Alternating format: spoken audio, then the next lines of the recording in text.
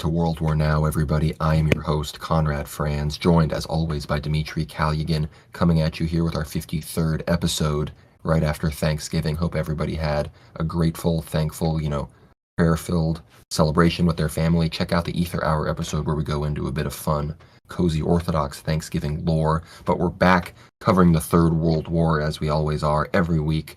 We know no one else brings you the information like this, so strap in. We're here to bring you the week's news, and there's some crazy stuff. The Houthis taking Israeli ships in the Red Sea, Ireland rising up, saying no more immigrants. We're full. Ceasefires have finally been reached at some level in the Gaza Strip, so we're going to be covering that, talking about some big election victories, and all sorts of other stuff. Dmitry, how are you doing? Doing good, Conrad, and I guess just off the bat, we can speak about finally a success. Humanitarian aid has begun to flood into Gaza, and including fuel, medication, food, things like that. And this has been sanctioned by the Security Council of the United Nations. So really, Israel really has no ground to stand on here. And frankly, this resolution was backed very heavily by BRICS countries, which much to their emphasis have been, of course, on the pro-Palestinian side this entire time. What's interesting to note is just the fact that the US actually again vetoed a resolution for a ceasefire, which the UN has been attempting to push. It's not like the UN has been against the ceasefire, which Israel has deemed completely unacceptable. Israel said no ceasefires will be allowed, but the US has once again vetoed a ceasefire resolution, which was forwarded by Russia. 9 countries, funny enough, out of the 16 on the United Nations Security Council have abstained from voting even against it, but those countries include the UK and France, much to their great shame. But claiming to be civilized European countries, not voting, but abstaining, sort of claiming neutrality against the ceasefire. And this took place in Malta this week, so a pretty good conclusion, I think, to the week in terms of actually providing the Palestinians who are still under siege and casualties continue to mount. So. Generally, the casualties at this point, towards the end of November, following Thanksgiving, are reaching the 15,000 mark on the Palestinian side, with over 5,500 children being confirmed to have been killed by the Israeli Defense Force and their subordinate troops are in bombardment, things like that. It's just completely horrible, right? These numbers are staggering, and they put to shame some of the numbers from the Russo-Ukrainian war and some of the claims around the Butcher massacre, things like that. All these large stories which they kept getting exaggerated over the news for the last year and a half. So the Palestinians are suffering, and meanwhile the Israeli losses have actually been audited, and they have been reduced from 1,400 to 1,200. So again, an interesting comparison there, where Palestinians continue to die for what cause exactly, besides actually trying to live independently in their own particular territory, which they've lived in for hundreds of years at this point, and Israel continues to surround Gaza in this like pythonic, snake-like. And this is a reference to the tribe of Dan. Gaza City is being constricted. They're pushing in with Merkava tanks. I guess the positive news on this end would be that Hamas have actually claimed over 350 Israeli Merkava tanks to have been destroyed at this point, and troop carriers as well. So 350 is a very large number considering, that's Putin claimed that in 1 month Russia destroyed over 600 Ukrainian tanks, which came from all around Europe as well as America. So 350 by just the quite small force of Hamas. Those are impressive losses if they are true. Impressive losses for Israel, and naturally, the numbers aren't being reported by the Israeli Defense Force, but perhaps there is some truth to it. Again, Netanyahu's position in Israel, as we mentioned last week, remains very shaky. There is a lot of opposition internally. There are no protests at this point, but there are considerations to have Netanyahu probably removed, and I think those conspiracies are still ongoing within Israel itself. So the conflict, of course, rages on, and the losses continue to mount, unfortunately. Yeah, we're going to get into all of that and some of the details around this hostage exchange and this Qatar-mediated ceasefire. But before we dive into that, I want to make sure everybody prays for Derek Chauvin. He's been stabbed in prison. We're maybe going to go a bit into an analysis. I may have to go off later in the episode if y'all can handle that. I may have to let people know what's up, because this one's pissing me off. But first, people said he was dead, and now, the mid-episode, we seem to be a bit fog of war, but it seems he may survive. So pray for Derek Chauvin. And yeah, as far as Israel goes, this is one of those stories, the Galaxy Leader being taken, this huge ship by the Houthis taken in the Red Sea. This is one of those stories that happens right after we post World War Now, from the previous week. I think it happened on the 19th, so we're still in the spectrum of coverage here if you're listening to this on a Sunday. But it was crazy. This footage, people thought when they heard the news that this was some Somali pirate level thing, but sure, while it sounds like that, this was a full-on military operation with a modern helicopter and, modern weapons. They hoisted the Yemen and Palestinian flags over the ship, took the 52-member crew hostage, and, they've now taken them back to Yemen. And, as of today, the Yemeni commander, the Yemeni naval commander, the head of the Houthi Navy has, visited the ship and told the crew that, Yemen is their home. They'll bring them whatever they want. They're treating them well, I guess, but they refuse to give the ship back to the, Chabad connected Israeli billionaire that owns it, the 21st richest man in Israel, Rami Ungar. And he has close ties to the Israeli security establishment. He's a member of the board of Israel's leading security think tank, the Institute for National Security Studies, and he's donated, millions and millions of shekels for the construction of Mossad head Yossi Cohen's synagogue opposite to his home. And apparently this is a controversial thing in Israel. So this guy's a big, Mossad Israeli establishment Zionist. And that's why the Houthis, even though there was all this commotion, like it was flying a Bahamas flag, it's a Japanese company. The Houthis did their research. They found that this guy is the real, financier behind this ship, and they took matters into their own hands. So there was some pretty crazy stuff. I mean, again, we talk about this a lot on the show. Dimitri, you said, those number of Merkava tanks, these are like guys in jeans doing this. So that's why, those, if you've seen the videos of, Hamas footage, these guys are wearing Levi's and, Old Navy. So it's, it's pretty wild that they're able to achieve those kinds of numbers. Yeah, I think it's somewhat of a funny analogy, right? So you have the Houthis, essentially this ragtag group of traditionalists, is like Islamic religious traditionalists, taking back, fighting against a ship, which is like a Leviathan, sort of floating through the sea, and it's owned, right? It's flying a Bahamas flag. The ship is apparently owned by Japan or Britain, and behind all of that stands what? Stands Israeli Chabad money. And the crew is made up of, essentially, you have people from what may only be referred to second world, third world countries. You have Ukrainians, Mexicans, Filipinos, Bulgarians, just people from all around the world. It's essentially this globalist vessel, which is trading capitalist goods, which is funded by Jewish finances. And the Houthi is like this traditionalist religious folks that have taken matters into their own hands. And as you said, have done the research.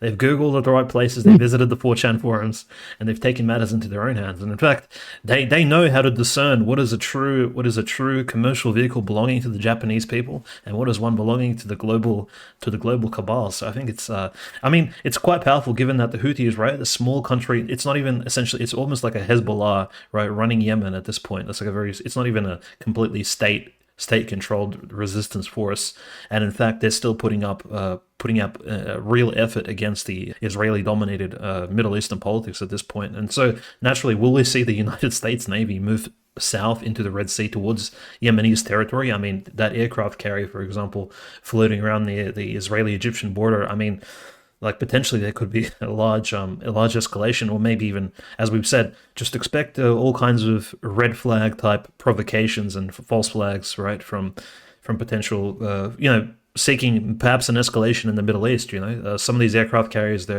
they carry not just aircraft, but crews of over 2,000, 3,000 Americans at one point. So if one of them does go down, there'll be tremendous losses, I think, which nobody really wants, but who knows what the globalists have planned for the poor American sailors who are actually sent into these hot zones around the world to push the globalist agenda further into the future. I think it's a very interesting story from the Middle East at this point. Well, I've made jokes in the past about how I don't want to die on a ship from a directed energy weapon in the Bosphorus Straits. It turns out that just, I was pretty close. I just needed to say in the Red Sea from a Houthi missile.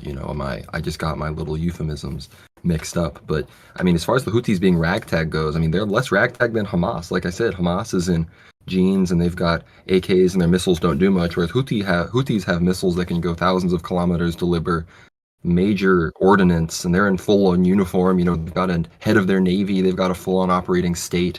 They control, one of the largest population groups in Yemen, but they're just going off, and they've just decided to kind of embrace this spirit. I mean, look, I'm not endorsing exactly any of these actions per se. Again, these are Muslim nationalist, groups, but these young men, these are like 18, 19, 20-year-olds, they're storming ships. They're, fighting for a cause that they believe in. Like, this is energy that, is being pushed in a certain direction. And I don't see people and young people of that regard fighting for the West's ideology with that same fortitude. And I think that's that's multipolarity in a lot of ways for you there, especially in a returning to civilization type of way.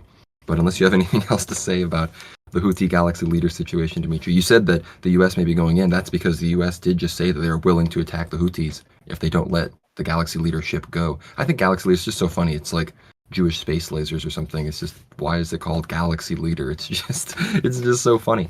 But yeah, the U.S. seems willing to, go in for this Israeli billionaire guy. He's the 21st man in Israel, I guess. Once you top the top 20, once you get into the top 25 richest men in Israel, the U.S. government and military and navy work for you.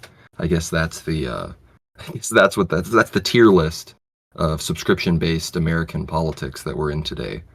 But I guess that subscription tier is only open to a certain tribe of people. But we see in the good news front in this war and everything, we see that a humanitarian truce in the Gaza Strip will begin Friday, 7 a.m. So that's, this is being recorded, November 24th. This is from the Qatari Foreign Ministry. I don't know if the Israelis have been honoring this even in this moment. I think we got to wait for some reports. The Wi-Fi issues are going to make reporting on this exact ceasefire difficult. But Dimitri, what are your thoughts on this development? Yeah, I think as long as they can, the people in Palestine can get the hospitals running again to at least some percentage of former capacity, right, to where they can actually get fuel and perhaps to even fuel these electricity stations, get coal into that one station of electricity which has been shut down for quite some time now, over a month. I think it'll be very vital to just the health and well-being of the local Palestinian peoples who have, suffered under this particular regime. I just wanted to mention the Dude, we fact could that just get Jackson Hinkle to unload his Twitter feed, yeah, he could and I unload think his he could power. opinions, right? They They could could. they could power. They'd have coal for years. Well, perhaps even uranium. I mean, this is some powerful fuel.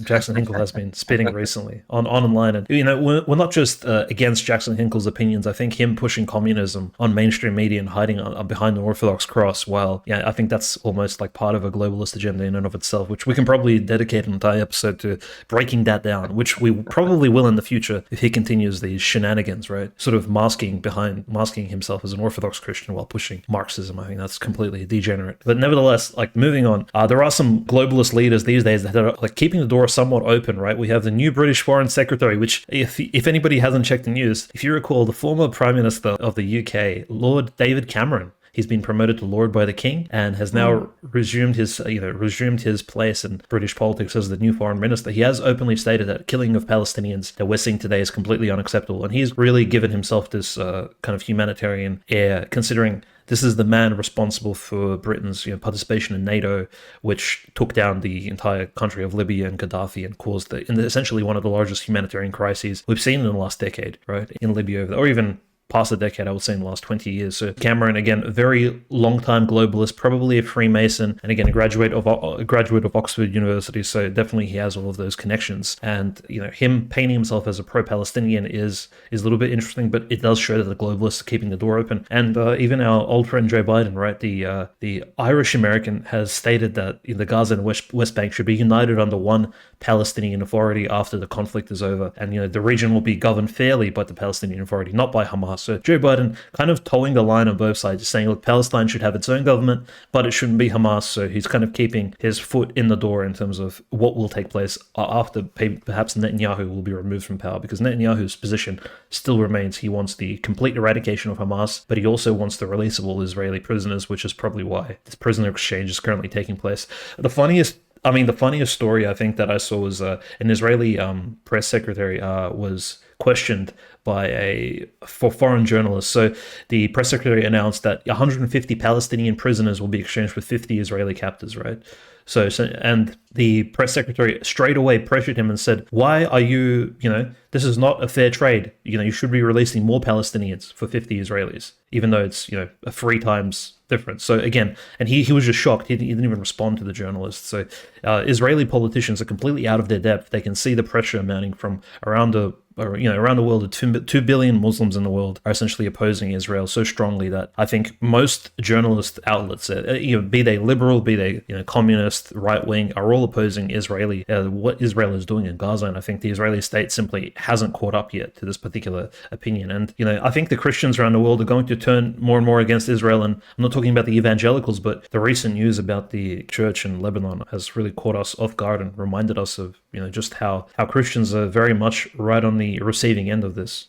St. George's in Lebanon, that's an Orthodox church. That was a Orthodox church that, yeah, the Israelis appear to have bombed indiscriminately. They're obviously just hitting the whole southern region of Lebanon because that's all Hezbollah territory. But this just drives the point home. Like, there's a practicing, worshiping Orthodox church in a quote-unquote, Muslim extremist Hezbollah territory. But what destroys it? An Israeli bomb. So, again, for this, the Israelis, they're the Western civilization versus, the Islamic hordes that do nothing but hate us. Again, us here on the show, we've had whole episodes dedicated to crapping on Islam. When it comes to Russia, we're very much against the whole Muslim immigration thing and the, elevation to Islam to the same status as Orthodoxy and all that kind of stuff. But, let's just be real here. Like, when it comes to Islam versus Talmudism, there is an older enemy, I guess we could say. One of them, has been an enemy for longer because it's just older and was there at the beginning, as they say.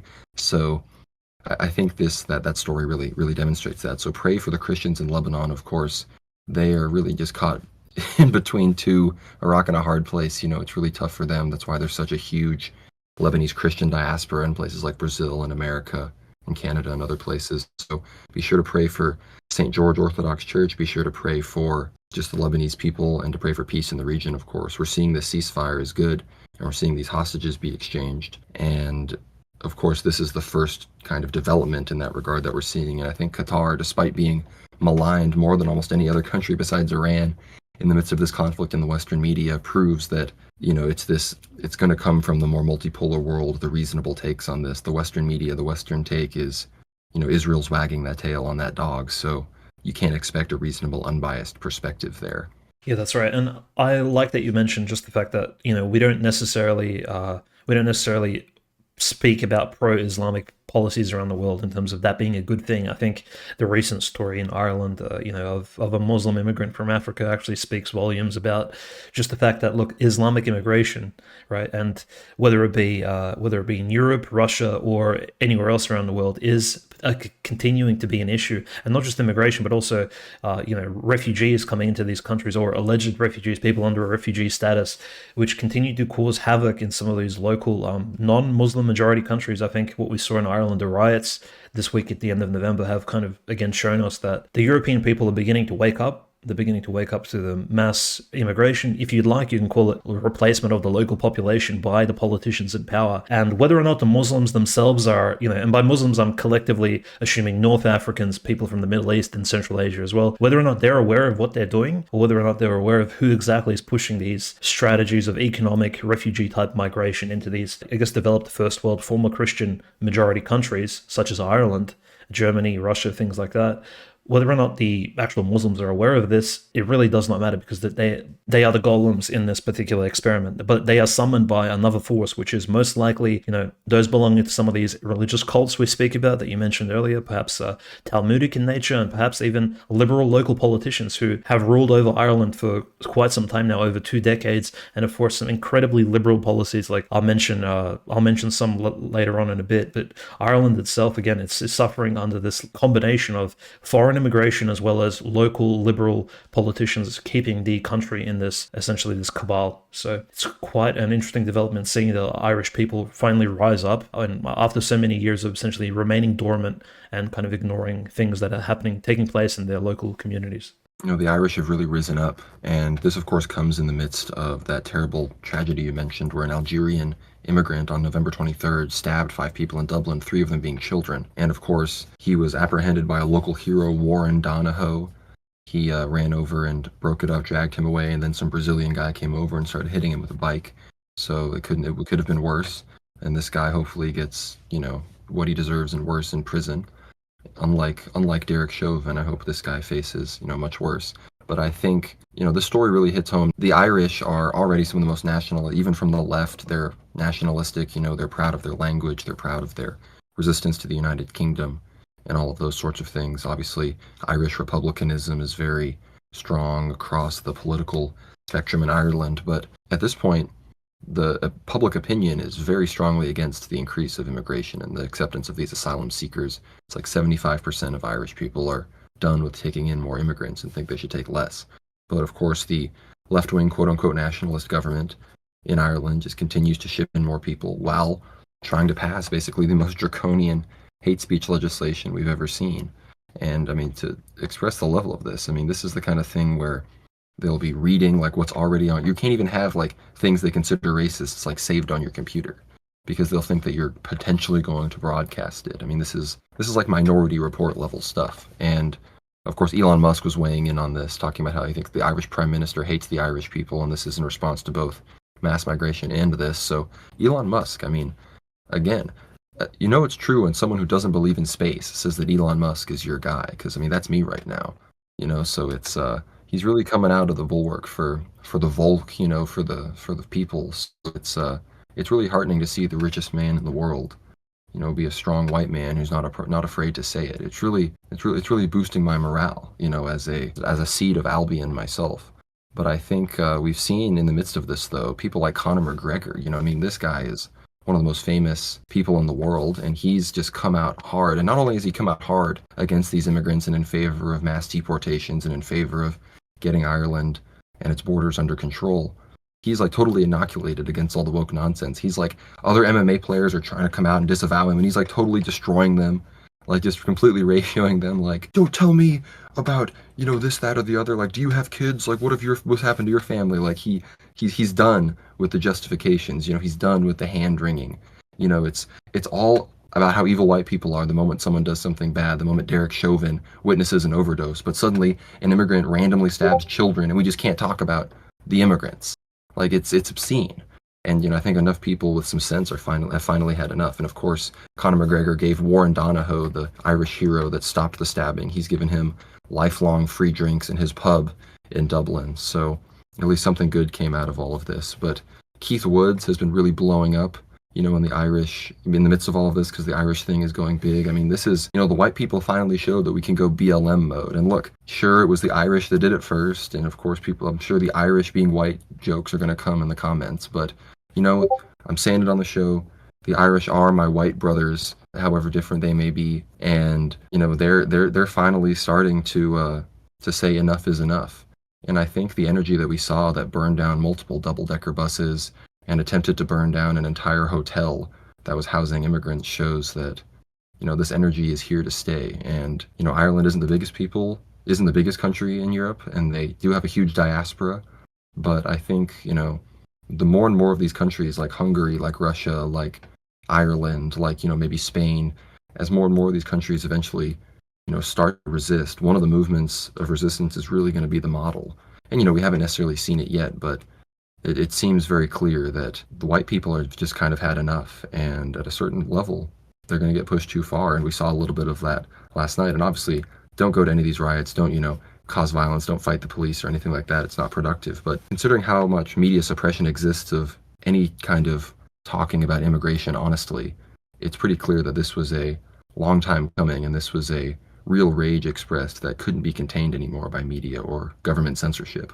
Yeah, and of course, this rage extends, I think, across all of Irish society, and it doesn't just touch on immigration. I think people will eventually realize that this society has been poisoned by liberal laws, and not just liberal immigration policies, but also 2015, Ireland had the first gay marriage referendum actually took place in Ireland, of all countries, and gay marriage was legalized in 2015. Of course, super liberal abortion laws came into effect in 2019. Ireland has been on a slope, and now, of course, you know, as you mentioned, they're introducing hate speech laws. So the entire country has been on this particular slope towards degeneracy, and it's not just the country itself, but the people actually in charge of it, running the ship, and who the local populace, I think, are slowly going to wake up against. I think it's a huge move forward, and naturally, like all of these, as you said, right-wing countries around the world are starting to wake up and starting to actually elect politicians who will actually look for family interests, and family interests, nuclear family interests. They extend to more than just being you know, anti-abortion, anti-gay marriage, anti, you know,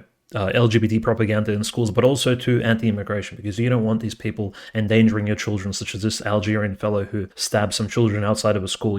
Definitely mentally deranged, but having these liberal immigration policies do put your local people in danger. So I think this is just common sense immigration policy, which is being called for here by Conor McGregor and these other figures. When Conor McGregor being one of the most verbose and sort of outspoken athletes, I would say, in the world, probably even more, like 10 times more than people like LeBron James and people like Brady, things like that. So he's definitely one of the more popular athletes and probably the most popular Irishman of the 21st century at this point, you can say. So it's good that he's on the side of, I guess, the conservative right wing in this particular debate, and hopefully Ireland kind of goes the way of many of these other right-wing countries around Europe and actually begins to push back on not just the liberal immigration policies, but all the other policies degenerating their local culture and destroying their people.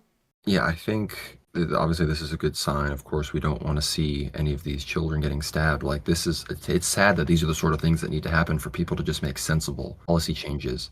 But as we see, the Irish National Party has almost no representation because the quote unquote nationalists that are there, always claim to be Ireland first and they're counter signaling against, England. And they're very pro Palestinian in that same kind of anti GAE energy, kind of anti GAE cause. But like you said, Dimitri, they've been pummeling down this path of liberalism and they've been speed running, legalizing abortion, gay marriage, all of this stuff. And clearly, that has brought some curses home for them, and they are going to be, they're clearly facing a sort of reckoning here. And I mean, this really just does relate to the situation in America with like Derek Chauvin and everything, and we're seeing what was effectively a state assassination of somebody that was, sacrificed at the altar of diversity and this, this worship of the other, this worship of non-whites, and this kind of extreme anti-white, ideology stemming out of the Borg. But I think in the same way that these children in Ireland, were, they were killed and they were, people have been talking about this. Ireland is not, they can't even use the Ireland as a nation of immigrants argument. The Ireland is a nation of Irish people that have been there for a really long time. And this idea that we just need to ship in thousands of foreigners for no reason is absurd. And just like that, we're seeing Derek Chauvin, who the toxicology reports show it was an overdose. There was no neck issues that actually caused him to stop breathing. There was a later toxicology report because a celebrity famous person got brought in to do a fake one and basically throw open the whole case to a murder investigation that has now possibly killed an innocent man. And I don't know why he was even in a situation where he was around other prisoners. This is one of the most high-profile, racially charged cases in American history. And this guy's, in general population, getting stabbed randomly? Like, this is absurd. And this comes right after the Supreme Court refused to hear his appeal, despite the fact that there's been extensive evidence, even after his conviction, that George Floyd had lethal doses of fentanyl in his system, among a myriad of other obvious pieces of evidence that he was simply obeying police training. Like, what he was doing was literally explicitly shown in images in the Minneapolis police training handbook. Like, this is just, again, I'm thinking that he's going to survive. It seems to be that's what the reports are showing. But if he does survive and he doesn't immediately get a fast track appeal and frankly just an immediate dismissal, I mean, I think people should really start to make their voices heard and peacefully take to the streets. Yeah, that's right. I think populism, populist uprisings, and essentially, I wouldn't say rioting necessarily, but legally protesting against some of these events which take place inside your society, such as the Irish are doing, such as the Americans did on January 6th, which, as we saw, anything that went sort of out of bounds of civility was mostly provoked by FBI agents and even the state guards at the congressional building. So I think actually protesting what has happened to Derek Chauvin, if we see that around America following these news that came out this morning, I think that'll most likely build towards some sort of again racial / white American class consciousness around the United States, where people are just fed up with being fed this idea that the American legal system can be trusted to bring resolutions around. When, as we've seen in the last few criminal trials, at least the very loud ones, such as the one around Jeffrey Epstein in 2019.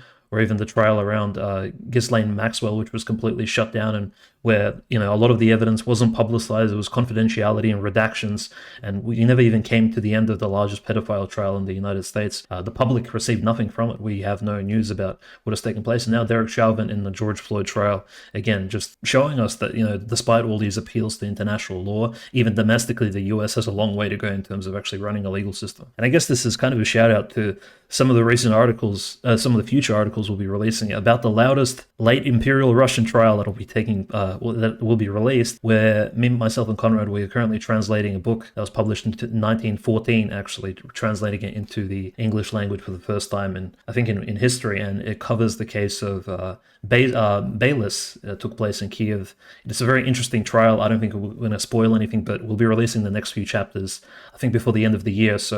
And the entire book will be published quite soon, I think. It'll be an interesting book, which you'll find very similar to some of the controversial trials which took place in the US, but that's kind of a shout out and a little bit off subject. But speaking of populism, Conrad, right? And there's just populism in the US, I think a country which has benefited from populism, or as we'll see, seems to have walked towards populism, would be Argentina, at least, with the election of the new president. Yeah, Javier Milei, we talked about his rise and his, big victory in the first round of elections, where I think he got 30-something% in a field of 4 or something like that.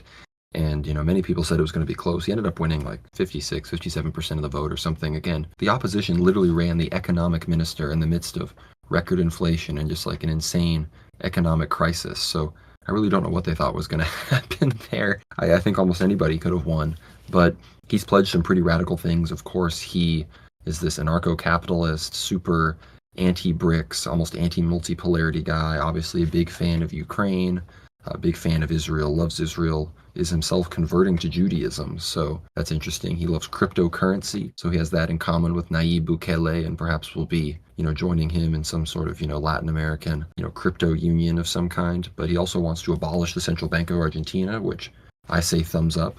But then he wants to replace it with their currency with the US dollar, which I would probably say thumbs down. But interesting character. I wouldn't be surprised if in the short term he definitely benefits the Argentinian economy. I can't imagine it could be managed any worse than it already was. But at the same time, I mean, he literally worships Israel. He's now saying that Argentina is no longer interested in joining the BRICS. He is in favor of Falklands Argentinian sovereignty, so he wants to drive the Brits off the Falklands, which I guess, in a broad civilizational sense, I also support. But in that same token, he praises Margaret Thatcher, so I don't really understand it was just so bad he could kind of get away with a lot. The situation was just so bad he really got away with a lot of random, incoherent nonsense on the campaign trail. But, that's Argentina for you, a country I would love to visit someday. Pretty much a European country. Argentina, Chile, and Uruguay, those are, at this point, probably more European than America and Canada by almost any metrics. So I hope to visit those places someday. But, this Milei victory comes, just before this Geert Wilders victory in the Netherlands. And this is another, anti-Muslim sort of right-wing guy. He lost an election, was it 2015?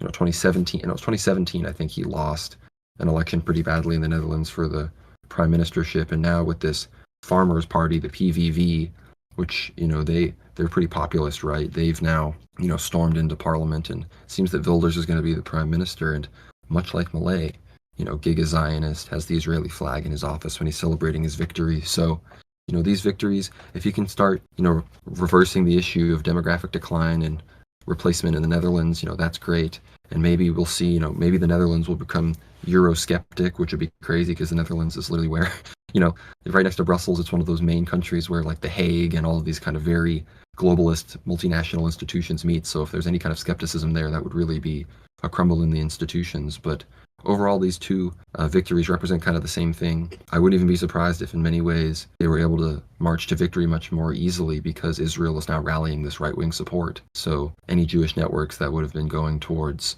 perhaps going against these guys were maybe called off a little bit.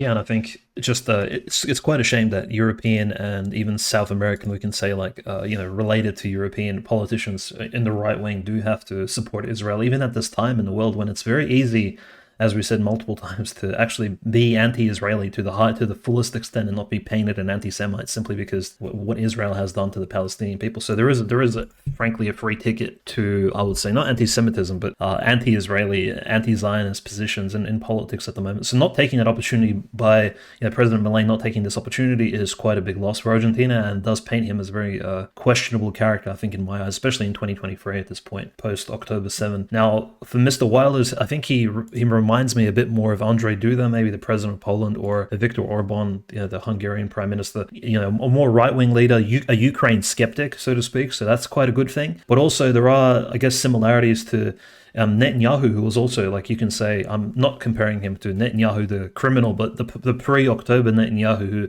very shrewd right-wing politician. He's been in politics for over 2 decades now, knows the Dutch politics inside out, but also in order to actually hold the Parliament of Netherlands, hold power, and now that he has a majority party, in terms of his party is the largest, but it doesn't hold a majority in seats. I think they only control 37 out of the 150 or so seats in the Parliament, which means to control a majority, which would be just over 75, they do need to form a coalition similar to Netanyahu in the Knesset of Israel. So, and coalitions usually mean compromise. So, how much him and his party will need to compromise on these right-wing, I guess you can say, somewhat conservative principles in Dutch politics, we'll see. But definitely him being a Ukraine skeptic in the EU, the more we see of that, the happier we are, because the Ukraine, if anything, has been a complete economic dump for the entire world, and essentially this massive money laundering operation. Now that I think the recent statistics have shown over 230 billion American dollars have went for Ukraine in the last year and a half, which is like larger than some countries' entire economies at this point. And where that money has went, I think, is very questionable. So his victory in the Netherlands and him being, I guess, a Zionist or at least a pro-Israeli politician is not surprising. But being a Ukraine skeptic, I think that's positive for the EU in general. The EU needs more common sense politicians such as himself in order to steer this massive economy, this economic union, away from the utter disaster for which they've been headed, I think, since the COVID regime has taken place. Yeah, again, I'm supportive here. I think that this clearly just, much like what's going on in Ireland, this represents the energy shift. People have had enough, and it's really just all about orchestrating and engineering the circumstances of these elections to where these people's voices can't even be heard. Like in Germany, they're just banning the AfD, arresting politicians because they know the moment a national election comes around and they can vote for these people are going to storm into parliament and have a majority, and they're going to have to pick a right-wing prime minister or chancellor. And the German Federation is literally like designed to prevent that from happening. Like the German Constitution has an entire enforcement wing just dedicated to like hunting down and arresting right-wing people if they get a little too close to thinking they might be sympathetic towards Mustache Man. So it's really an unprecedented time we're living in. And again, it's just, much like, you read these papers about how Israel and, those Jewish civilizationists fear that Israel won't last much longer than 80 years because of the historical, record of Jewish states only lasting 80 years. That, of course, goes with what St. Paisios says about the eventual fall of Israel 70 to 80 years after its founding. And, of course, you could say that same thing about the entirety of post-war leftist liberal civilization. It's really, since 1945 till now, that's how long it took for this nonsensical ideology to finally crack up. It provided a lot of material wealth for those people in the West, for those victors of the Second World War, and for, those that benefited from this kind of information age, industrialization, mass sort of financialization of society. But with it came some pretty terrible demons like, racial replacement and multiculturalism, mass degeneracy, and of course, falling birth rates, falling religiosity. And here we are now at the end of it. And we're seeing it start to crack up in the electoral realm and, of course, in the warfare realm in places like Ukraine and the Holy Land. And it seems that, we're here on World War now covering the Third World War. That's exactly what it is. And whether it's people rising up in the streets and rioting or a war going on or an election, full spectrum war here. This is more than just multiple militaries fighting across multiple continents. This is, like Marshall McLuhan said, the Third World War is a full information war with no division between civilian and military participation. Yeah, that's right. And I think before we transition to the Russo-Ukrainian war and I guess the military conflict taking place there and some of the updates around Avdiivka and Kherson Oblast, and speak about just any big news in the persecution area, we do need to mention that Ukraine has finally begun to pressured by some of its right-wing neighbors, such as Poland. So Poland has secretly sanctioned some of its private truckers and farmers to begin blocking the major freeways and highways leading out of Ukraine into Poland, and essentially they're preventing any of the Ukrainian goods, commercial goods, actually being exported out of Ukraine through these major roads into Poland. So the Polish people are essentially striking back against Ukrainian market goods flooding the European economy, because they're saying, look, these Ukrainians are not selling to Russia anymore. They're selling all of their goods, such as timber, farming goods, things like this, even some of the small manufacturing items that they do make in Ukraine. They're selling everything to us in Poland. We don't want just stuff flooding our markets. So the local farmers and whoever's organizing these truckers has blocked these major highways. So we're seeing a straight up civilian protest against the Ukrainians from the Polish angle. And naturally, blocking highways and freeways leading out of a foreign country, that's somewhat of a security risk. So I have to believe that the Polish government has literally given a sanction to this, and probably President Duda has, in fact, him and his recent disagreements with Zelensky about him calling for a Ukrainian-Russian truce, Zelensky rejecting it. This probably goes a long way in saying that at the moment Ukraine faces a lot of this pressure, and the only way Ukraine can kind of bypass some of these Polish blockade is essentially going through Transnistria and Moldova to the south, maybe changing some of these trucks over into Moldovan trucks, putting on Moldovan number plates and then sending them off to the European Union. So Ukraine not even being a functional economy off the bat at the beginning of the conflict, with the rife corruption happening within, is now facing even more pressure from its own allies. Now, of course, you may be wondering, like, what about the military aid coming into the EU? Well, military trucks, as well as any military aid, is actually being let through by the people on the roads. So again, this kind of leads me to think that this is in fact a Polish government scheme in order to kind of pressure Zelensky into submitting to writing down a truce between Belarus, Russia, and itself. So with Lukashenko, frankly, being very much for a truce, Lukashenko has been speaking about a truce for the last 6 months, and frankly, he's been ignored by many of the politicians overseas. But I think that's basically where the stance is coming down to. And Moldova, naturally, you'd think, well, why would Moldova participate in this somewhat fraudulent economic scheme of having a backdoor for Ukraine into the EU? Well, the Moldovan president essentially does whatever the United States tells her to do. So she's President Maya Sandu is, of course, a very much controlled individual. She's essentially Zelensky in a skirt. So when we do speak about potential future Russo-Moldovan church persecutions which may be taking place, the president of Moldova will definitely be sanctioning that under the auspices of her American leadership. And I think that's essentially the interesting update economically in the Ukraine. Naturally, the economy again is plummeting. It's in a huge debt deficit, and of course with the election coming up next year, which the Ukrainian Rada needs to confirm, I believe by the 20th or the 15th of December this year, they're going to state officially whether or not Ukraine will be having an election. They'll decide the trajectory of the country going forward.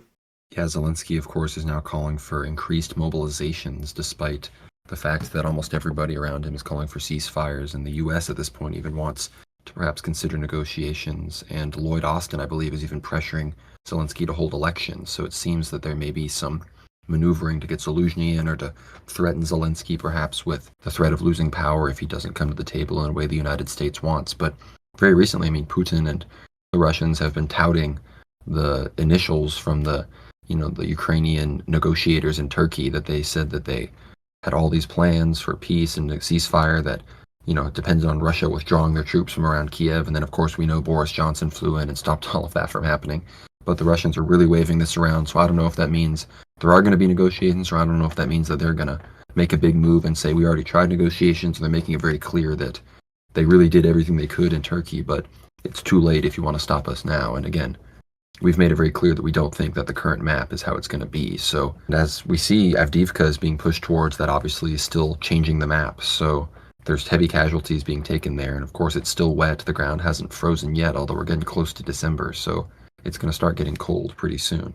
Yeah, the Avdiivka assault is very interesting because it's essentially following the model of Soledar more so than Bakhmut, and essentially this is just kind of what we saw in Mariupol, where proper siege warfare, where a city or a town needs to be fully surrounded before forces can finally close in and actually take it. This is what we saw in World War II when the Third Reich was invading the Soviet Union during the Operation Barbarossa. What they did was they surrounded Kiev completely, they surrounded Kharkiv completely before they moved on, and those surrounds led to the capitulation and the surrender of the garrison garrisons within the cities themselves. So this is what's essentially happening in Avdiivka, but the Ukrainians are defending very heavily. Naturally, they have HIMARS and all kinds of long-range artillery, rockets bombarding large conglomerations of Russian troops. So when the Russians are performing this around Avdiivka, they're doing that in small groups. So it's reported that the Russians are only conglomerating groups of perhaps 10 to 30 people at most, because as soon as you have 100 people encamped in one particular area over the night, you're going to get bombed. So it's a lot easier to spot. So the Russians, in fact, are, and the Ukrainians, by the way, are acting in the same fashion. There are no like large groups of Ukrainians clogged together, because Russian artillery will simply target those positions. So in fact, the warfare is very, very different to what we see perhaps even in Israel, where there isn't that threat of long-range artillery, and the Palestinians are very much underrepresented in terms of armaments. Here, it's more or less the sides are somewhat even,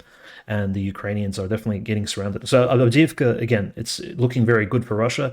We're not quite sure exactly how Ukraine will recover from the loss of this second city following Bakhmut in the span of 2023, right before the closing of the year, because at this point, the Russians are already entering into the eastern sections of the Avdiivka town, and in fact, the city will most likely fall before Christmas, I'd say. And that's quite positive. Now, nevertheless, we do have to just remind ourselves, we can't just say that all of the entire Donetsk Oblast is finally free from Ukrainian Azov Battalion and all these other neo-Nazi weird occult groups and things like that, and Ukrainian liberals, because again, next door we have Konstantinovka, further northwest you have cities like Kramatorsk, and of course Slavyansk, and moving on to Izyum, which the Ukrainians, like cities like Slavyansk and Kramatorsk, the Ukrainians have been building these small towns and cities up into fortresses. So they're going to be even harder to take than Avdiivka and Bakhmut in the future. It's not looking easy for the Russian forces, unless, of course, there's more decisive action going into the post-winter period next year in 2024, maybe around the time of the Ukrainian-Russian election, perhaps. So, I mean, we're looking for the entire of the Donetsk Oblast to actually be free from Ukrainian influence. And speaking of Ukrainian influence and it being shut down, right, kind of is what we're seeing in Kherson. Actually, very positive development. We spoke about Kherson a few weeks ago when we stated that the governor of Kherson announced that there's going to be curfews after 8 p.m.,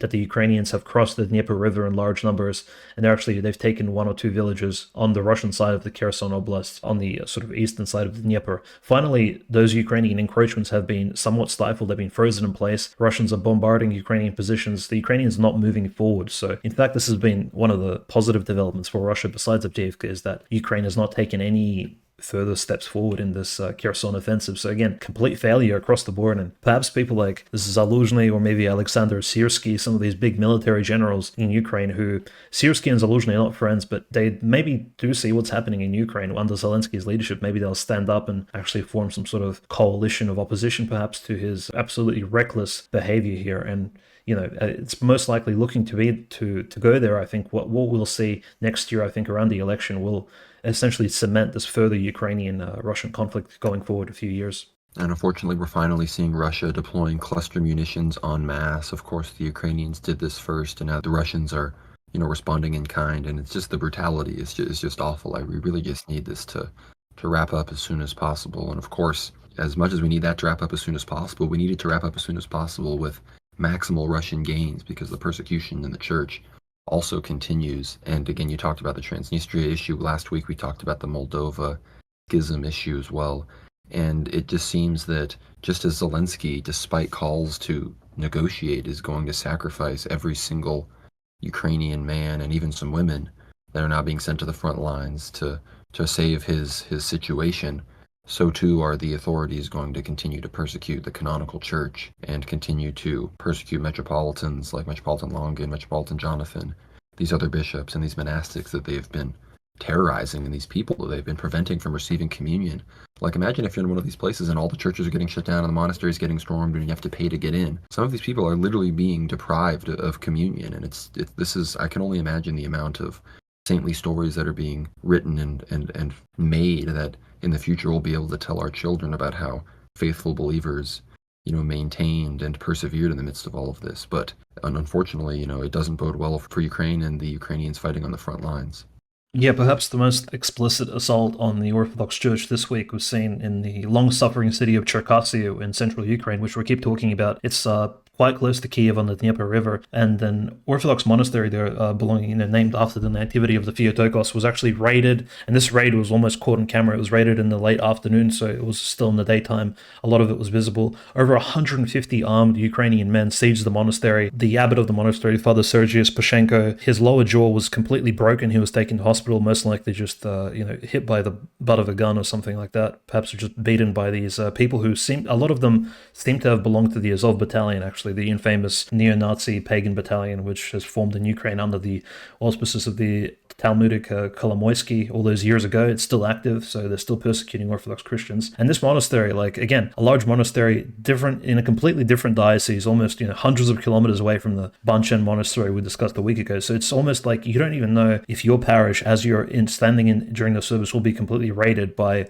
armed troops. And these troops usually come with several members of the schismatic Orthodox Church, which simply waltz into the altar and they take the anti-mints right off the altar table as well. So they're after the relics, the miracle-working icons, and the anti-mints clops, which, clergymen listening to this may find this slightly absurd. You'd never think the anti-mints is a thing of, a thing somebody would even think of stealing. But in fact, in Ukraine, that's what we're seeing, is every time a monastery is raided, they're grabbing the anti-mints off the altar table so they could perform their false liturgies upon it in the future. It's just very bizarre and somewhat heretical, somewhat antichrist-driven, naturally. And just yesterday, again, in the town of Bardanyaki, northwest of the infamous Bucha town, which we spoke about, the apparent massacre that took place. It's just 30 kilometers outside of Kiev. An Orthodox Church of Archangel Michael was raided at night during a Vespers service. This just happened last night on the 23rd of November. Ukrainian schismatics, as well as armed Ukrainian soldiers, just waltzed into the church during this Vespers service and essentially captured it, kicked all the faithful outside. So again, it's happening in central Ukraine. This is not next to Lvov or somewhere in the outskirts. It's just around Kiev. And again, the faithful don't really know which church will be hit next, and schismatics are usually accompanying these armed members of the Ukrainian military, and they're taking these churches over. It's completely illegal seizure of property, things like this. So another, unfortunate story is another archpriest, Dmitry Tikhov, was arrested by Ukrainian authorities, and because of his posts on social media, on Vkontakte, the Russian version of Facebook, he was posting allegedly pro-Russian things, so to speak, and he was completely arrested. He's facing up to 5 years in prison at this point. Already the initial hearing trials have taken place, so the negative side of this story, right? And this is again, this is somewhat controversial, but his particular diocese that he was in was actually very pro-Ukrainian. So the Vinnytsia diocese was to the point pro-Ukrainian that when Russia actually began this special military operation, his entire diocese published on their website that they support the Ukrainian army and they support the Ukrainian state in defending itself against the Russian occupiers and the Russian invaders. So that's well and good. Well, this priest allegedly didn't want to give any sermons which were pro-Ukrainian, and so he was actually kicked out of his Archangel Michael parish, a different Archangel Michael church than the one that we mentioned earlier, but he was ousted and he was sent into forced retirement. So he was posting these things as a priest, recently forced into retirement by his own diocese, I guess you can say political administration. And now he's been, now he's going to prison, and his own diocese, again, on the 22nd of November, published that this Archpriest Dmitry did not belong to them anymore, and none of his comments can reflect on anything the diocese has posted. So we see brother turn against brother here. We see people belonging to the same church sort of neglecting one another, and this is, again, it's tearing apart local communities, as well as from our perspective, from abroad of Ukraine, it does look completely savage as to what's happening over there, but it does paint a very gruesome picture. And that's essentially what's happening, at least at the moment. So every week there seems to be more tragedies, more tragic stories from Ukraine coming out. The most explicit one is still building. This hasn't actually taken place yet, but we have received an update. Again, it's almost like the Antichrist, the Ukrainian government is pushing forward and forward with this persecution. The Ministry of Culture of Ukraine has issued an official statement which explained that it will respect the relics of the saints in the Kiev-Pечерsk Lavra, but they are objects belonging to the National Museum, and the museum is called the Kiev-Pечерsk Lavra, including the caves, and all of these relics will undergo an intense and scrupulous review. Okay, so we're talking about, and apparently they've claimed we've already commissioned a group of experts and investigators who will begin work on the relics of Ukraine's oldest monastery very shortly. So again, They've officially announced this. It's no longer like a theory. The persecution will reach Bolshevik type levels quite soon. I think it's quite definitely very negative, and I think a lot of the people, Ukrainians as well as Russians and all Orthodox people around the world, are quite shocked. We're getting to the stage where relics are going to be taken out of their sarcophagi and out of their resting places and tested in laboratories by experts who probably don't even belong to the Christian faith. We're always praying for the Ukrainian Orthodox Church, and everyone should keep that up, and I hope that their plight can be coming to an end sooner rather than later. But in more positive, I guess, international news as we move on, of course, we see the president of Cyprus coming out strongly in favor of Serbia and the Kosovo situation. This is the president of Cyprus, Nikos Christodoulides, great name. He said, Cyprus' position regarding the non-recognition of Kosovo is clear and cannot be changed. I want to publicly reiterate that our support for the efforts of the Serbian government and our position on the Kosovo issue in Cyprus is clear. Our position cannot be changed. So, obviously, Cyprus has a reason to not recognize Kosovo, because if Kosovo gets recognized by more and more countries, it sets precedent for the possible future recognition of Northern Cyprus as a potential, country in the United Nations that has diplomatic relations and has a government that's recognized around the world. There was rumor that Azerbaijan was going to go on and recognize Northern Cyprus, but then, of course, literally, I think right after we reported that, Hamas did the whole October 7th thing. So I think Azerbaijan had more important things to worry about, like supplying energy to Israel and dealing with the whole Armenia situation, where we see Pashinyan now, despite after completely shunning Russia and turning to the West, is now saying, we want Russia's influence in, this future thing. And of course, as far as I'm aware, the Azeri army has actually maintained alertness and maintained a lot of their mobilization. So there have been rumors that perhaps Azerbaijan is ready to move even deeper into Armenia, and that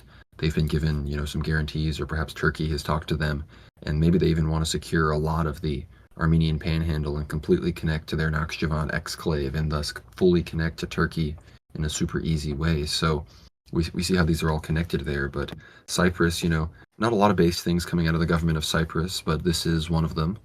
Yeah, again, paying close attention to Cyprus, not just because, one of our favorite modern hierarchs, Metropolitan of Morphu, Neophytos, lives there and, of course, administrates and provides missionary work there to the local Turkish and Greek populations, but also because Cyprus is one of those few places and jurisdictions, one of those few countries that will eventually, I think, will be the first out of all the Greek jurisdictions of the Orthodox Church, which will turn against this new world order type agenda forced forward by the Ecumenical Patriarchate, and will, again, seek to mend the schism between what you may call the Slavic Orthodox world and the Greek Orthodox world. Of course, notwithstanding Antioch and Jerusalem not involved in this, but Cyprus is one of those countries which is right on the border, and it could actually force its opinion upon the rest of these Orthodox jurisdictions. I think that's very important. Naturally, the country has a huge part to play in, I guess, not just the Russo-Turkish relations, but also Greco-Turkish relations, being essentially, you can say, the front line between these two civilizations, both Europe and Turkey, so in the Middle East there. So definitely it will be involved very heavily in some of these future events.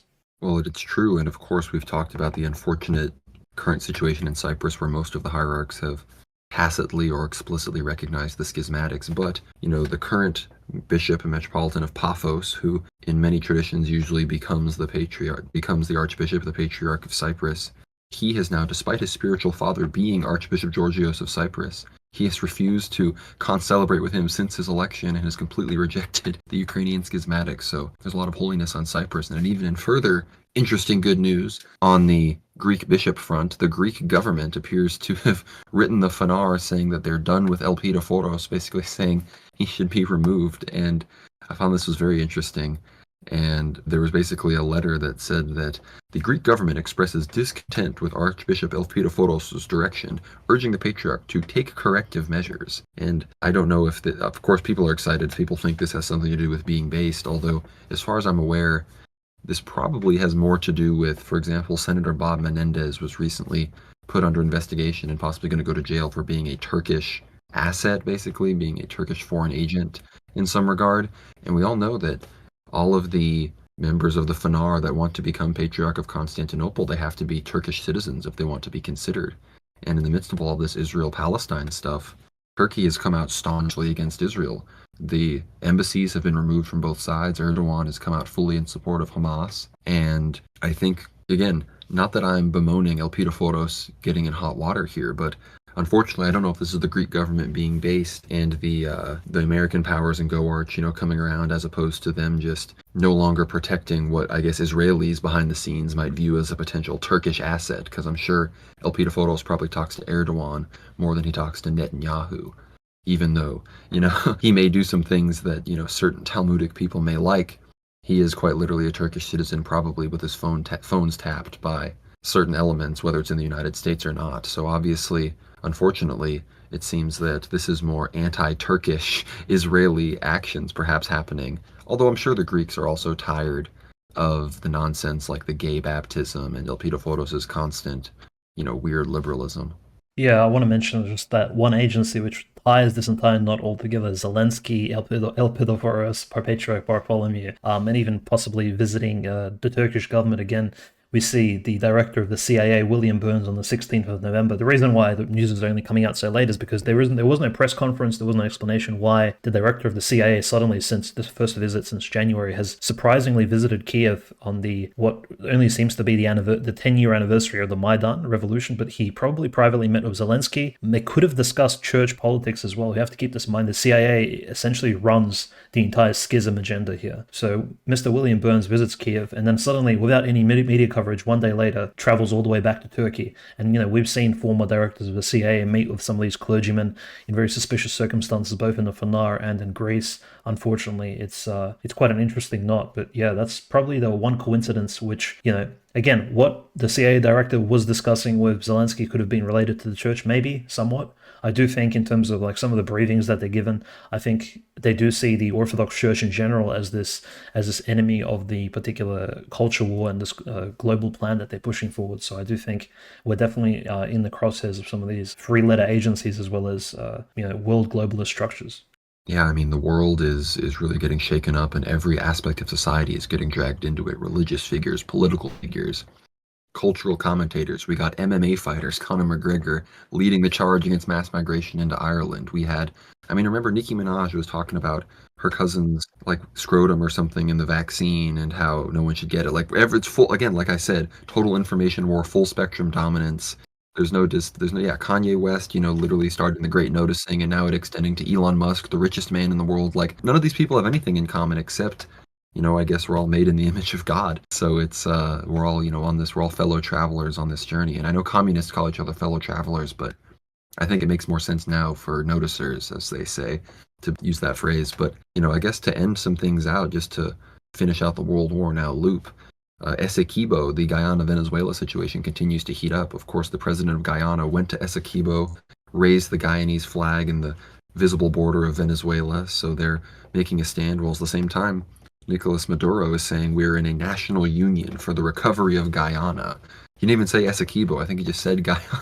So he's just like, yeah, we are trying to take 2/3 of your country. And it's all, of course, goes back to the offshore rights, where if you get 2/3 of Guyana, you get a huge amount of access to the offshore oil and shale field for liquid natural gas and all sorts of other natural resources, which are basically the largest deposits in the Western Hemisphere. Of course, Saudi Arabia and the Persian Gulf is where a lot of that's focused in the Eastern Hemisphere, but in the West, it's all about the lower Caribbean and the Venezuelan Guyanese coast. So big moves in the energy war. Yeah, and on another front, you can say the largest country in Southeast Asia at this moment, well, notwithstanding Indonesia, Myanmar, the conflict continues. The junta as in the modern Myanmar government, which has been in power since February 2021. So kind of amidst COVID, they came to power, and largely it's claimed that they're backed by China, but at the moment they're kind of running thin. Essentially, there's a three-pronged attack, as we mentioned last week, that's trying to push this government out of power, and the attack seems to be coming from, as you just stated, a communist opposition from three different directions. You have what's called a Free Brotherhood Alliance composed of local militias. One of them is called the Arakan Army, the second one the Myanmar National Democratic Alliance Army, and the Tangang National Liberation Army. All three have very vivid communist imagery in some of their flags, some of them mimicking Russia and the Soviet Union, some other imagery mimicking China. So it does appear like Myanmar is again suffering from this, from just being again in the forefront of this post-colonial politics around the world, and naturally being stuck between these two great superpowers, India and China, and notwithstanding possibly American influence as well. Again, it's not really said if China is supporting some of these rebels who are fighting against the new junta government, but it is saying that China has made, a lot of these Western media sources are claiming that China made the wrong bet by backing the current national Myanmar army against some of these rebels. But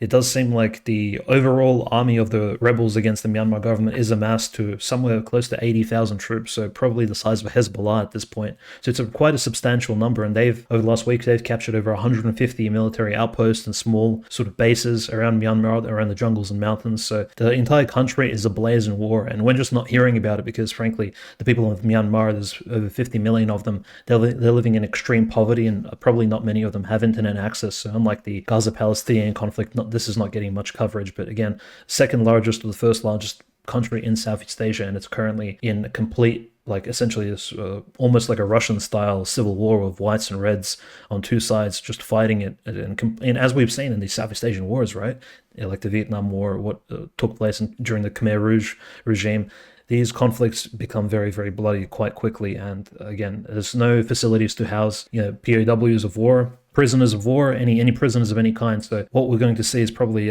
really tragic news coming out of that region at the moment, and it's heating up to a large extent. China doesn't seem interested at all, essentially not commenting on the fact that Myanmar is essentially one of its largest border countries in the southwest. But again, really tragic, and we'll probably hear more about refugees coming out of Myanmar very shortly. I mean, from an American perspective, Myanmar is probably top 5 most esoteric countries. Almost nobody in Myanmar speaks English. They receive almost no English language media. It's not even because they're like a dictatorship per se. It's just like their language is so far off from like American language. It's, more in the like Thai, Cambodian family, but it has this crazy alphabet. So much like we talk about how Georgians are kind of insulated from globalist English language, GAE rot. It's kind of the same with Myanmar. And I remember back in 2021 when all of that was going down, I tweeted out on a different account of mine. Actually, no, well, a friend of mine rather tweeted out on an account of theirs that they support the Burmese Myanmar military junta, and they were then immediately banned. So, people have been coming for the Tatmadaw, which is the technical name for the Myanmar military. They've had shooters out for them since day one. So I'm a big supporter personally. I'm a Myanmar junta respecter, so I hope they can take down this alliance and imprison the organizers and restore order in the great nation of Myanmar.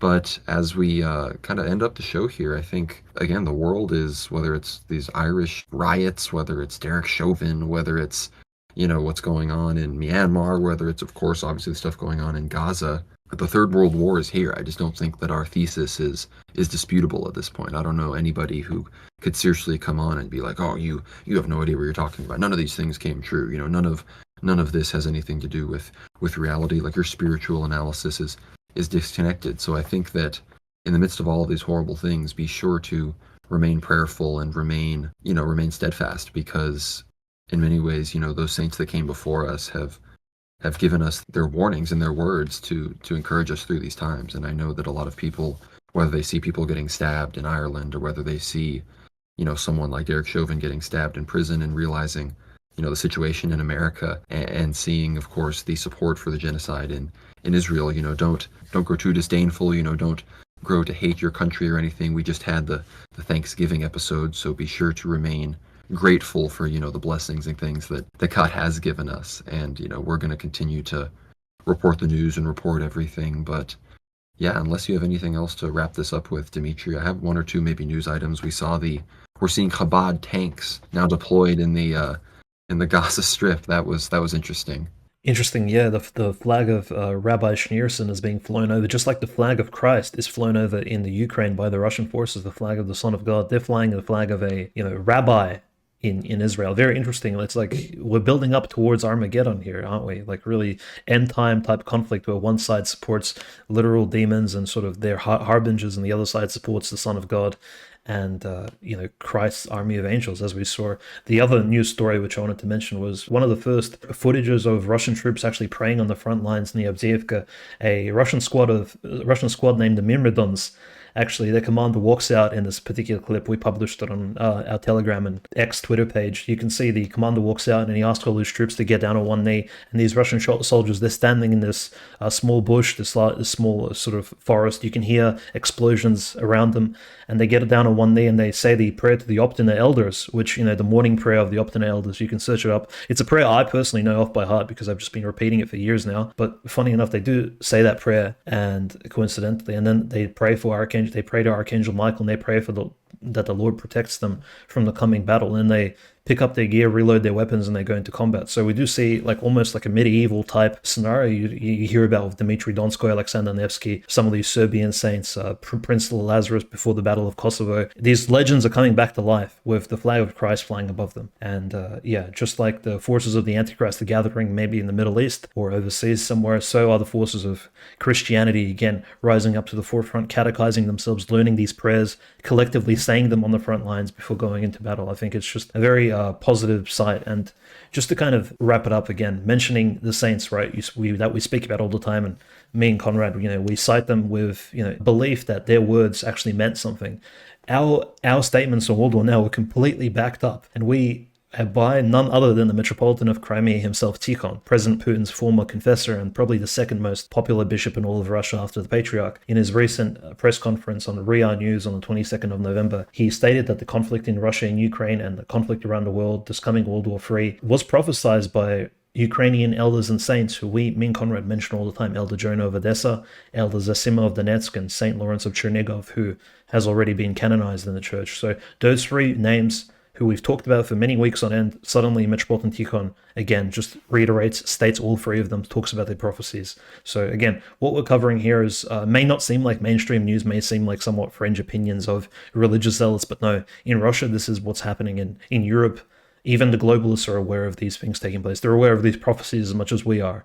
And, this is just further evidence that going forward, the world will become a more spiritual place, whether or not you believe in God and the Holy Trinity and the Holy Nicene Creed, or whether or not you're waiting for the Moshiach, for those forces of Satan kind of pushing their agenda in the Middle East. I think we're kind of coming to this eventual clash, I think, which we'll see towards the eschatological end. Of course, we have to stay vigilant and prayerful, but at the same time, we're seeing a spirit of sort of wholesome adventurism returning. Of course, we're glad that Lord Miles obviously survived the Afghanistan debacle.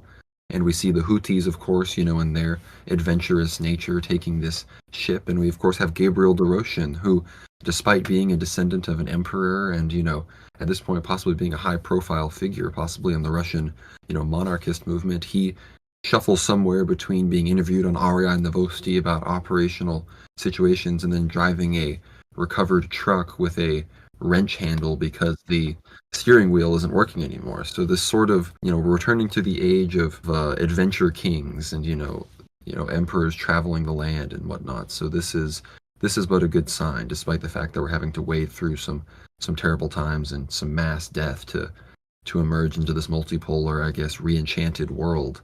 I guess this is the kind of thing that it takes for God to wake the human race up. And of course, we learn that exact lesson from the Old and New Testaments, right? So we shouldn't be surprised. But Dimitri, have any last words? Of course, worldwarnow.substack.com. Be sure to find us there. That's where you can find everything, our articles. Be sure to subscribe to Ether Hour. We've got some fantastic content there recently. Thanksgiving special episode, as well as our previous episode with Anthony of Westgate, really going into the recent noticing, which is such a big element of World War III as well. It really can't be overstated. We, of course, talk about the energy wars, the actual war on the ground, the spiritual war, and, of course, part of that spiritual war is this big noticing going on, of course. And obviously, World War Now _ on Twitter. We've been really blowing up there, so follow the Twitter page. It's one of the best, most informative, I think, best platforms. Elon's doing a great job. So Twitter and X, get on there if you're not already. Get Twitter Blue, frankly. Subscribe. It's supportive. It helps the platform stay independent, and the more people sign up, the less Elon will be forced to entertain Jonathan Greenblatt's phone calls from the Anti-Defamation League, which we know he doesn't want to answer. He made it pretty clear that he gets it, but unfortunately he has shareholders, and he has capital and investors and board members and things he has to deal with. But in despite of all of that, there's World War Now on Rumble as well. Follow us on YouTube, World War Now. Follow us on Telegram, World War Now _. The Telegram is a very good place. We're never going to be banned on Telegram, so check us out there. Follow me on Twitter at GnomeRad. Follow Dimitri at OCanonist. And with that, Dimitri, I'll leave you with the last words. Yeah, just want to thank all of our supporters, subscribers to the Substack who look for our content, on a weekly basis, and we try to release it naturally for you guys. And they're definitely all the Orthodox Christians who are listening at the moment, praying for us, including fathers of the church, clergymen. We do appreciate your prayers, and we take it very humbly, and we appreciate the support very much. I did want to mention we will be opening up, I think, a Q&A thread very shortly on the World War Now Substack. So definitely Google World War Now Substack and enter. You can have a free trial, subscribe if you'd like for the first time, and those existing subscribers, you can ask us any question you'd like. It could be on a church issue, it could be on an issue of geopolitics, conspiracy, maybe it can get as spicy as you'd want, frankly, but me and Conrad will try to filter out some of those questions and sort of arrange them in order and then answer them on a future A4 Hour premium episode. So again, it could cover subjects which me and Conrad frankly don't discuss on these average World War Now episodes, because we do cover contemporary news so heavily that it's hard to actually sneak in, say, our opinion on some historical event or possibly a conspiracy theory of some sort, or some of these other books that we've read recently. So we do look forward to some of your answers and questions in the Q&A. So we'll be opening that thread up very shortly for you guys. Thank you. God bless everybody.